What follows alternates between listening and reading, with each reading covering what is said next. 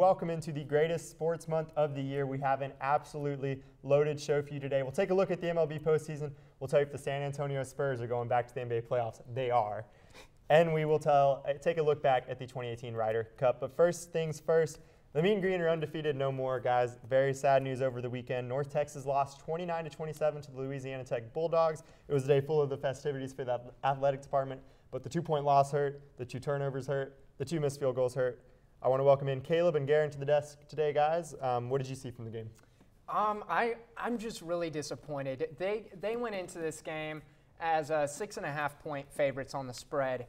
And, you know, they brought Mean Joe Green, and he brought his whole Hall of Fame gang. Franco Harris was there, and they just really couldn't capitalize. And they had some big losses throughout the game. Players got hurt.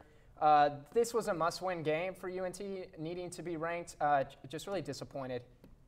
Obviously, it was a tough loss with the hopes for an undefeated season, but I don't think this season is over for North Texas. It was just a really bad loss. You look at all those turnovers, look at the injuries that happened. Lauren Easley's out for the season now. Some tough things that you have to take from this game, but I don't think the season is necessarily over for the Mean Green. It's tough. Lauren Easley has been an amazing rusher this season. To lose him is definitely devastating. You can see the box score right there. I want to take a look and ask you guys what was the biggest factor in this loss. There was a lot of things. The field goal that bounced off the uprights, the blocked field goal right at the end, the 2-point try that was about an inch away from going in. There was the fumble at the 40-yard line by DeAndre Torrey. North Texas was about to go in and score. There was the muff punt going right into halftime. Louisiana Tech got a touchdown off that. You touched on the injuries. Mason Fine played most of the fourth quarter hobbling back to the huddle.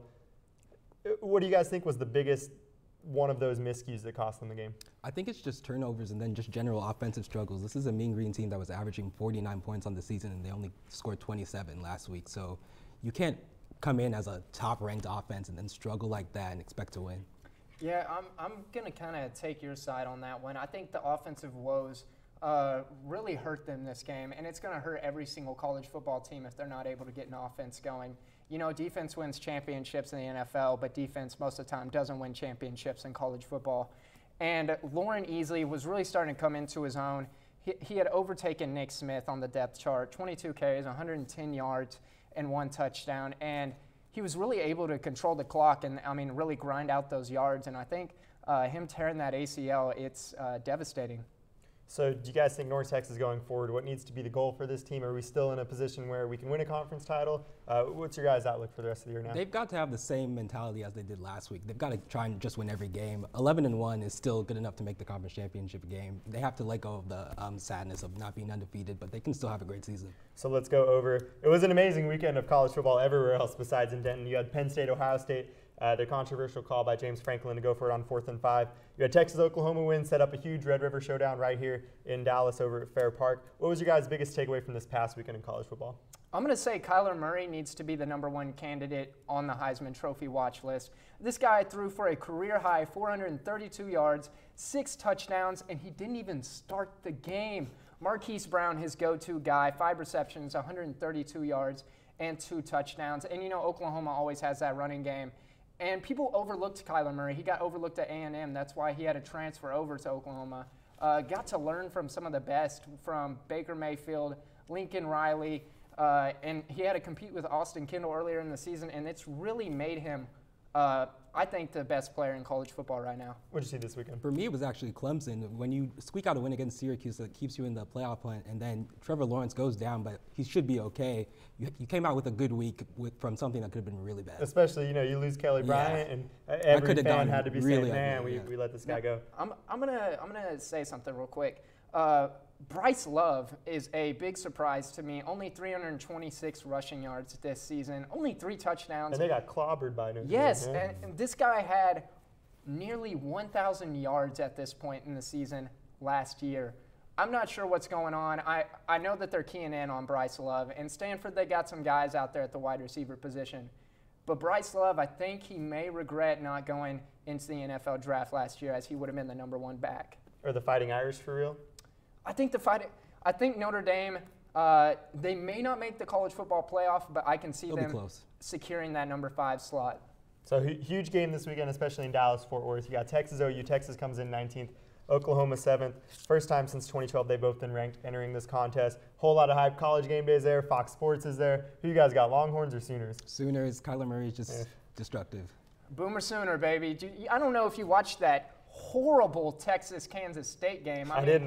That was just terrible. Oklahoma Sooners all the way. Well, we have it on tape, so we can see how wrong you guys are next week. Of course, North Texas looks to bounce back this weekend against winless UTEP over in El Paso. That'll be a 6:30 kickoff. But coming up next, we're going to take a look back at the 2018 Ryder Cup from this past weekend. Don't go anywhere.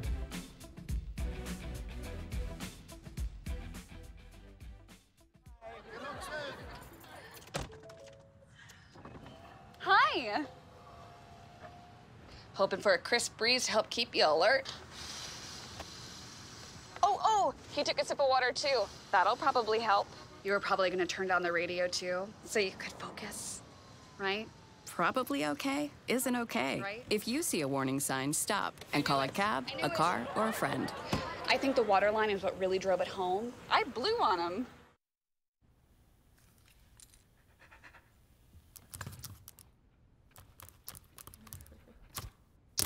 There's a shelter pet who wants to meet you. Meet one today. Visit theshelterpetproject.org. Adopt. It's fine that other people like you. It's more important that you like yourself. And I'm comfortable with every part of me. Meals on Wheels coming to my door as someone who's housebound assures me that I'm not forgotten. They care that I'm okay. My name is Asha Ida Bell. America, let's do lunch. Drop off a hot meal and say hello. Volunteer by donating your lunch break at americaletsdolunch.org.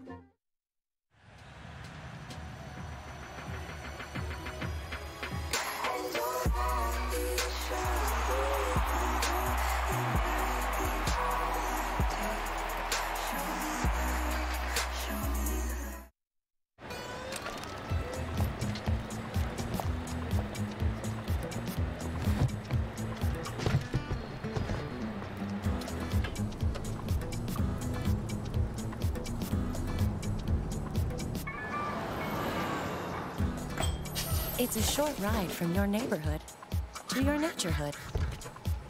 To find a neighborhood park or green space near you, visit discovertheforest.org.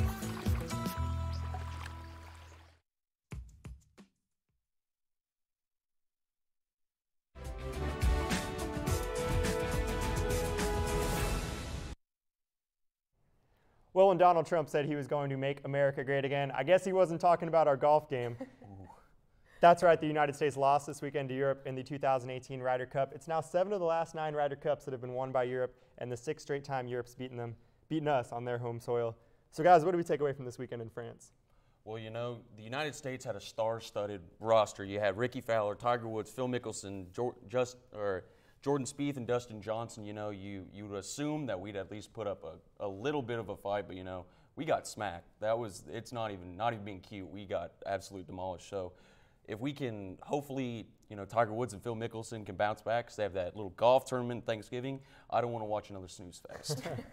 Yeah, it was not exciting. There was nothing. I know that, you know, and when you're looking at Sunday in particular, putting on those singles matches, you go in thinking, okay, Tiger's going to have, you want those big names like Tiger and especially Phil, the people who have been around, they've been in the Ryder Cup for years. The Ryder Cup is exciting. The guys get to team up together. They get so excited, you know, and there was nothing. I mean, Tiger and Mickelson went 0-6 on the weekend. It was terrible. Mickelson's now the all-time leader in matches lost with 22. I don't think that's a stat you want to be leading in. Sergio Garcia is also the all-time leader in Ryder Cup points with 25.5 points. What do you think it says about kind of the state of U.S. golf right now, where we're consistently getting beat in this Ryder Cup? We're consistently losing international competition. What do you think it says about maybe the lower levels of our golf game? You know, you've got the rising stars like Jordan Spieth and Patrick Reed, even, who they've been here for a while, but they're not the dynasty legends of Tiger Woods, which, you know, is a little bit different with him, and then Phil Mickelson and anything like that. They just have to, we need a push. We need a push of younger golfers coming in. Phil, I mean, I don't know what he is doing with his swing, but that looked terrible. He said he's been hitting more balls this year than he has really in any other time period, and it was awful. I was like, what is he looked like he was chopping weeds out there. Like, don't go changing things now. Consistency, that's what we need, and we don't have it.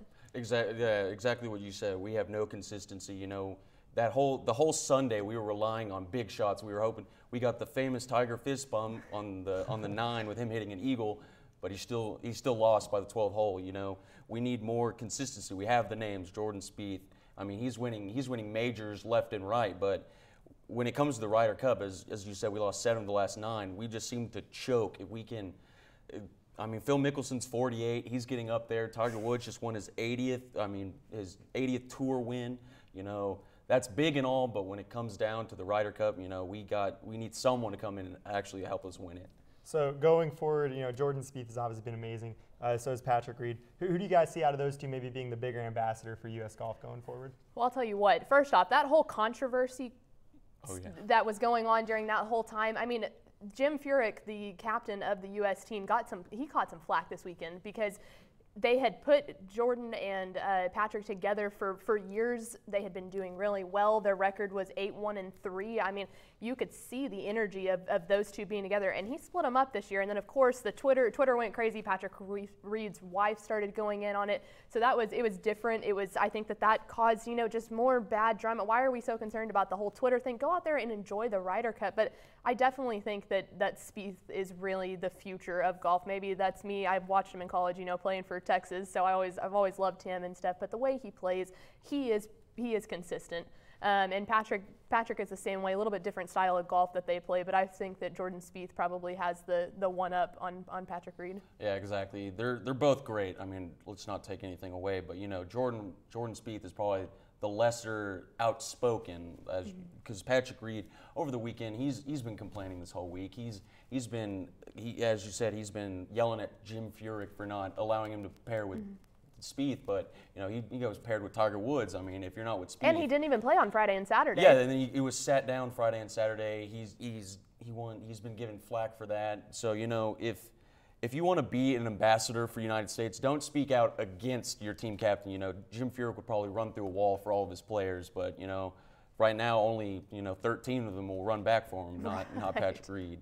So Tiger obviously took place this past weekend. Do you see Tiger possibly getting back to the level he once was at pre-everything Tiger did?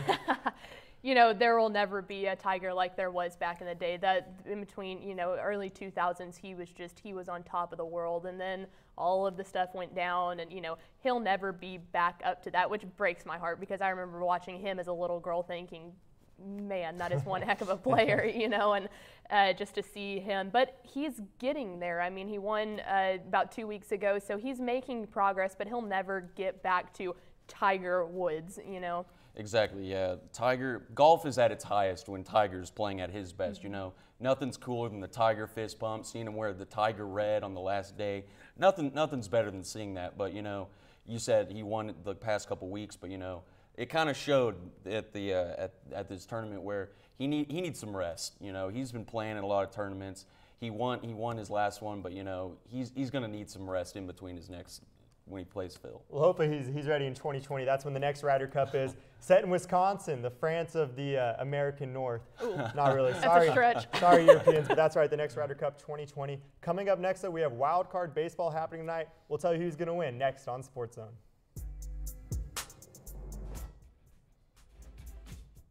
It's those guys. What's up? What's happening? Let's hit those pearly whites, man. Yeah. The boys, check it out.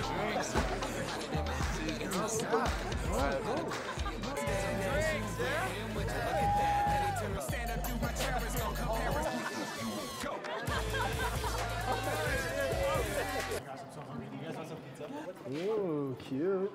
Are you good to try? I'm fine. Hey girl, what's up? What's the name? What's good? What's up? How many did you have? I should be fine. You should be. Sir, go and step out of the vehicle for me. Yes, sir. See ya, buddy. Today, Sean's got a hearing. We'll see how it goes. Good luck. So turns out, buzz driving and drunk driving, they're the same thing, and it costs around $10,000. So not worth it. Here's your check.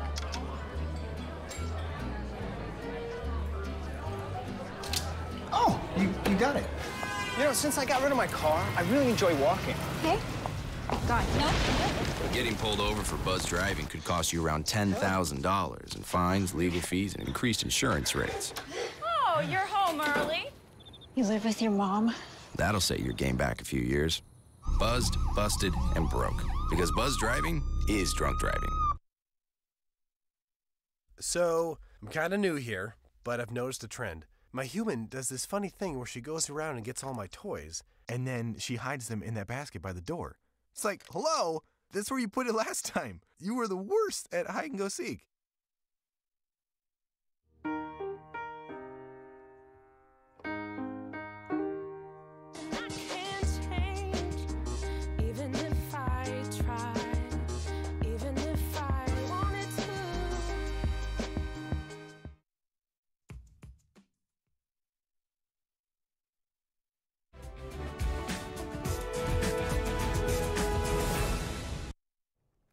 Well, we are in the greatest sports month of the year. That's right, October is officially here. And a big part of that is the MLB postseason, which kicks off tonight. We have an NL wildcard game between the Rockies and the Cubs. But yesterday there was 2 game 163s, a small taste of the MLB postseason.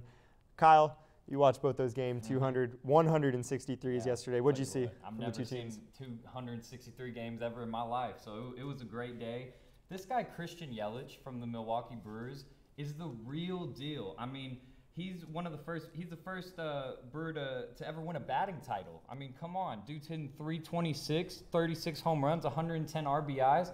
I mean, it's just incredible what this guy is doing. But yesterday for the Brewers, it was all about Orlando Arcia. 4 for 4, first time in his career that's ever happened.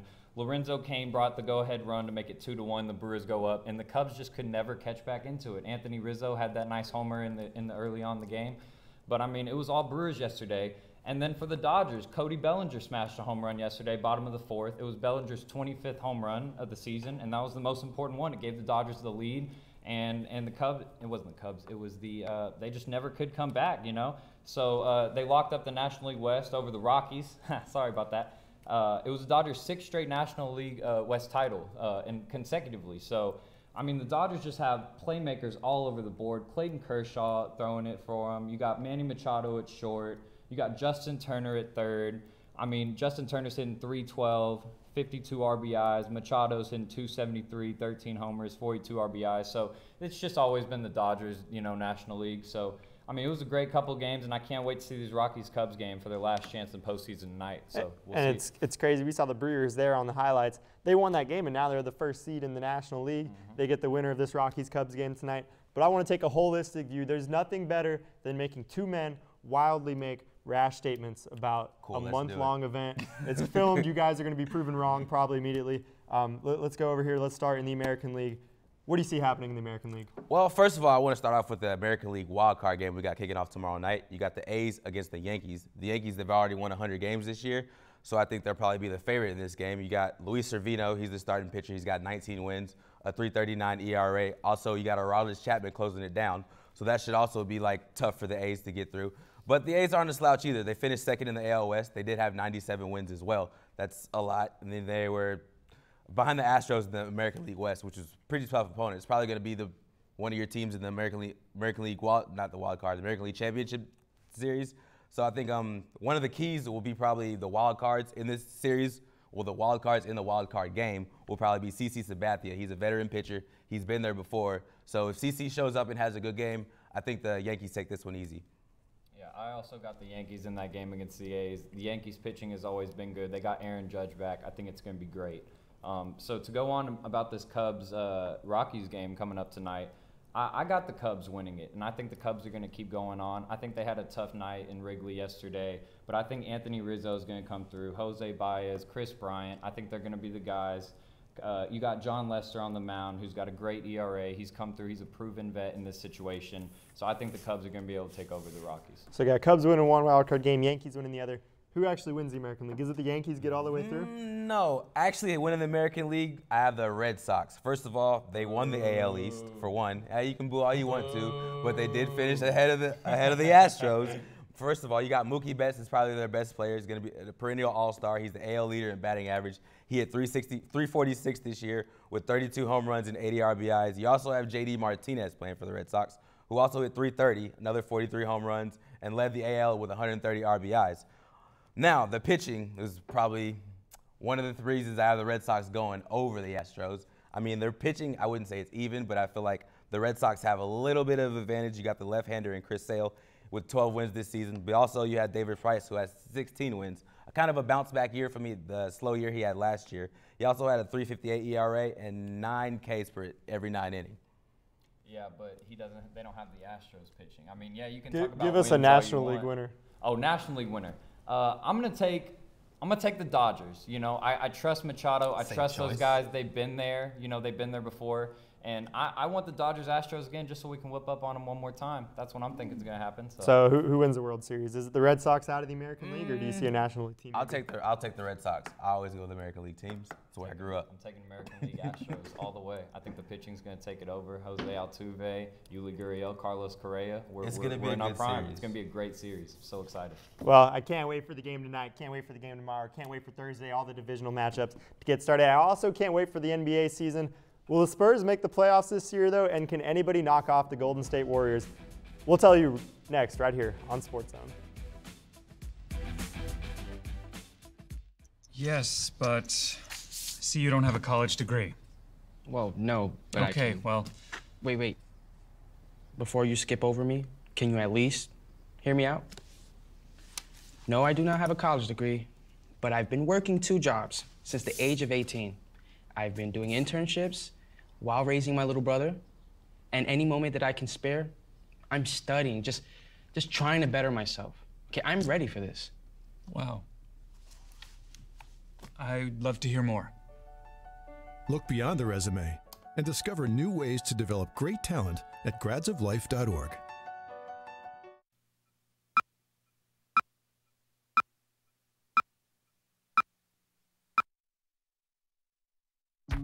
People think I'm trash, but they're wrong.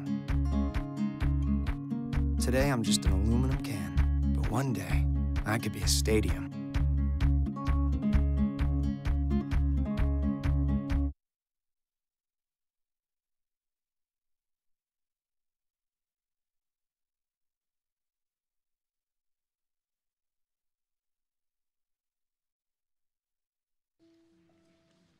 So there you are, shuffling through a stack of resumes, and you come to mine.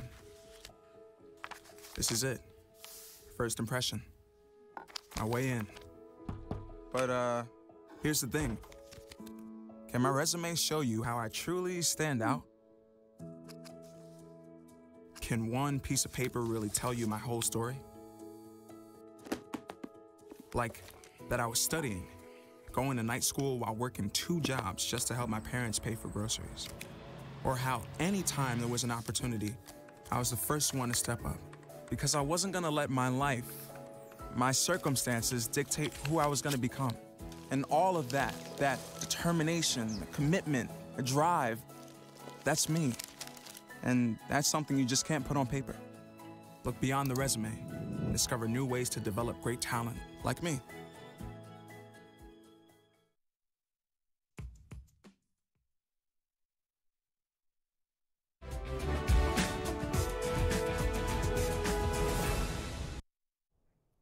Well, maybe you remember playing Monopoly as a child. It's really fun when you start. Everyone's having a good time. Everybody has a chance to win.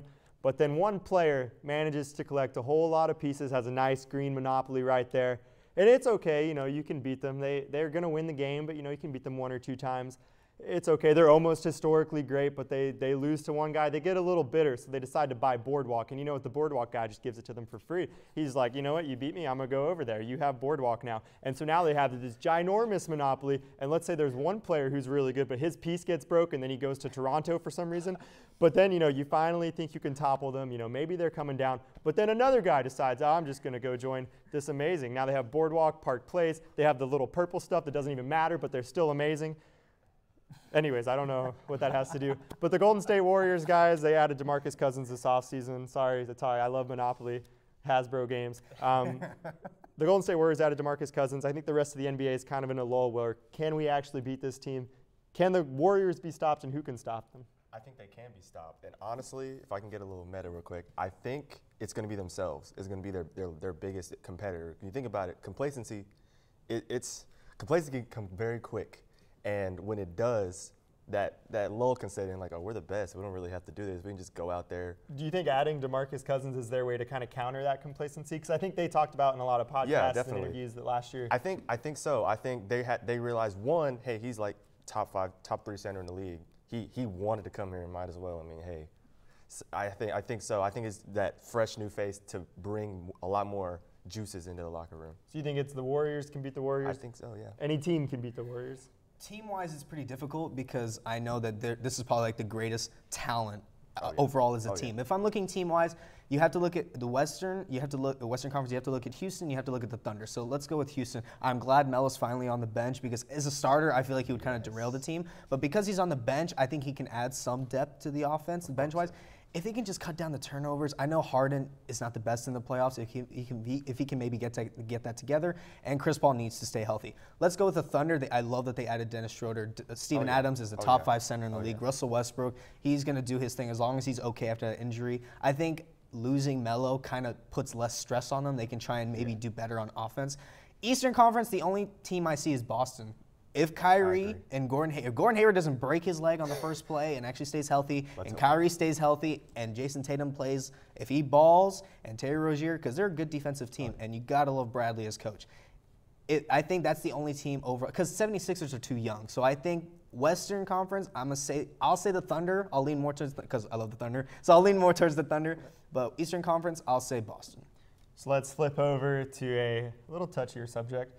The San Antonio Spurs this summer lost Manu, Tony, the water boy, the towel guy. There was a floor mopper who's been there for 20 years and left. It's okay. DeMar DeRozan, they won their first preseason game this past weekend, beat the Heat. Some people out there, some experts are saying the Spurs aren't going to make the playoffs this year. Does the postseason streak end for the San Antonio Spurs? I don't think so. I don't think Pop will let that happen. I honestly believe, because he's a good call. Of course, he's the master at getting these C-, C+ guys on other teams to play up to B- or B-level guys. You think about, if you remember Danny Green in 2014, I believe, he broke the finals record for made threes. Now he's on the Raptors. You think about, he's a consistent player. On other teams, maybe not. So I think because Pop is such a master at getting guys to gel with each other, I think they'll bust in there somehow. The Spurs era is coming to an end, but they will make playoffs this season because of Greg Popovich. And first of all, they got DeMar DeRozan. Okay, so everybody's acting like that he's a bum, like he can't shoot or anything. I get it, comparing him to Kawhi is not a good comparison because Kawhi's on a whole nother level. When Kawhi's healthy, he's possibly the second best player in the league. But I think that DeMar DeRozan can score the ball. LaMarcus Aldridge, everybody forgets about him. He's a good player also. And then not only that, you got Patty Mills and Bryn Forbes. I'm actually liking him right now. He's improving defensively and offensively. They got a solid bench with Patty Mills. And plus, not to mention, you got the greatest coach in NBA history. So I think for sure, I think the Spurs might get 7th or 8th seed. I think it might be a battle between them and the Mavs. So I think the Spurs might make it. You guys are making a whole lot of sense. I have no arguments there. You mentioned the Mavs as a 7-8 seed. Can the Mavs maybe squeak into the playoffs with Doncic and DeAndre Jordan down low? When I first talked about this here, I was like, yeah, I think so. I was kind of a little iffy. But now seeing Doncic actually play, I mean, it's preseason, so let me pump the brakes a little bit. But that kid can ball. Like, he made some moves. He had the little floater. He kind of mixtaped the dude, kind of had a floater. Sitting on is that it? That's not it. But still a good shot. It's still a great shot. But dude, it was a great shot, and I saw that. I was like, whoa. He kind of looks like this guy and this guy, this guy. So I think they can, because he's that X factor that they didn't have last year. Harrison Barnes comes. I think if he has a great year, I honestly believe that they can make the playoffs. Well, we will find out. We'll find out if both the Mavericks and the Spurs make the playoffs. A long way to go until April. But that is all the time we have for you guys today. Thank you to all the analysts for coming on the show today. Thanks to everybody behind the scenes for making it happen. Make sure to follow us on Twitter at NT Sports Zone and check out our YouTube page, ntTV Sports, for past episodes and future live streams. Don't forget, we're on 4 p.m. Tuesdays now, all year long. Thank you guys for watching. We'll see you next week. Bye-bye. I didn't know we had Hi. Hoping for a crisp breeze to help keep you alert. Oh, he took a sip of water too. That'll probably help. You were probably gonna turn down the radio too, so you could focus, right? Probably okay isn't okay. Right. If you see a warning sign, stop and call a cab, a car, or a friend. I think the water line is what really drove it home. I blew on him.